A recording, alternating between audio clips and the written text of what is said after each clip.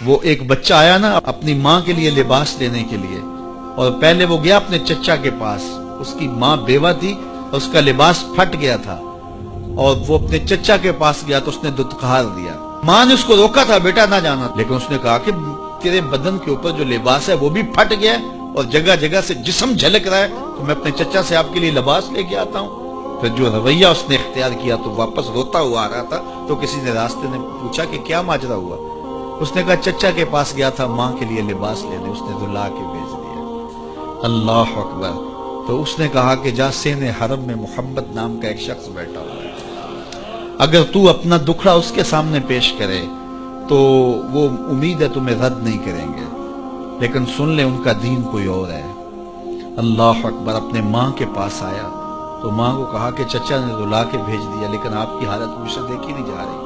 بچہ ابھی شعور کی منزلوں میں قدم رکھ رہا تھا، پہلے بہت چھوٹا تھا، اب اس کے اندر ایک جذبات تھے بچے کے اندر۔ تو ماں نے کہا کہ بیٹا نہیں، ان کے پاس نہیں جانا، سنا ہے کہ جو ان سے ملے دین دھرم چھین لیتے ہیں اس کا۔ اللہ اکبر۔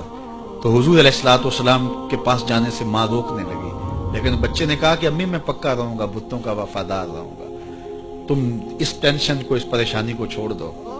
اور حضور کی خدمت میں حاضر ہوا۔ حضور صحن حرم میں چادر اوڑے بیٹھے ہوئے تھے، اور جا کے کہنے لگا میں پہلے بات آپ سے کر لیتا ہوں، آپ کا دین میں نے قبول نہیں کرنا۔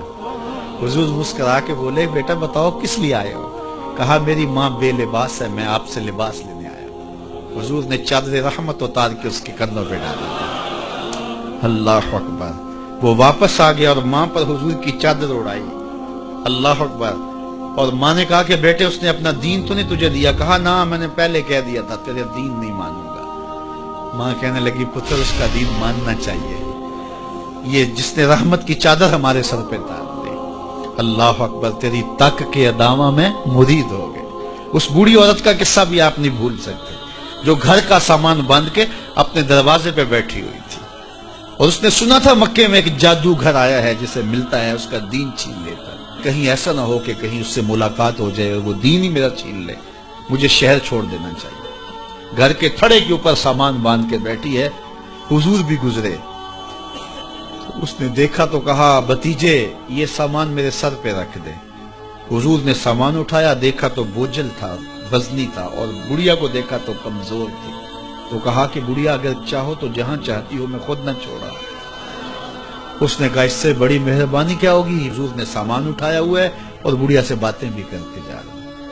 تو بڑھیا کو کہا کیوں جا رہی ہے؟ اس نے کہا کہ سنا ہے یہاں ایک جادوگر ہے جو لوگوں کا دھرم لوٹ لیتا ہے، لوگوں کا دین لوٹ لیتا ہے۔ میں نے ساری زندگی بتوں سے وفا کی، میرے آباء و اجداد نے بتوں سے وفا کی ہے، میں چاہتی ہوں دین اجداد ہاتھ سے چھوٹ نہ جائے، آخر اس شہر میں رہتی ہوں کہیں مل نہ جائے۔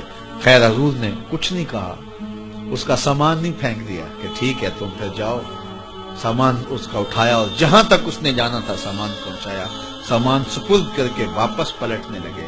تو اس نے کہا بچے اپنا نام تو بتا دے، لوگ کہیں گے کہ مکہ چھوڑ آئی ہو تو بتاؤں گی ایک جادوگر کے دکھ سے چھوڑ آئی ہوں، تو وہ کتنا برا بھلا کہیں گے شہر مکہ کو کہ جس مکہ سے لوگ نقل مکانی کرنے پہ مجبور ہو گئے۔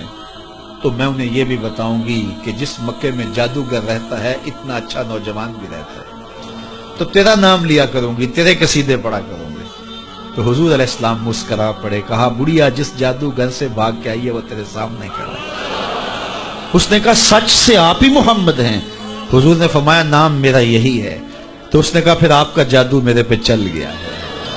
اللہ اکبر۔ تیری تک کے ادامہ میں مرید ہو گئے، لوگوں کی خدمت کریں، بوڑھوں کے کام آئیں، دکھیوں کے کام آئیں، مصیبت زدہ کے کام آئیں۔ حضور یتیم ہو کے یتیم پرور تھے، لاچاروں کی مدد کرتے، لوگوں کے گھروں میں پانی بھر کے دے دیتے، اور دکھیوں کے کام آ جاتے اور مصیبت زدوں کے کام آ جاتے۔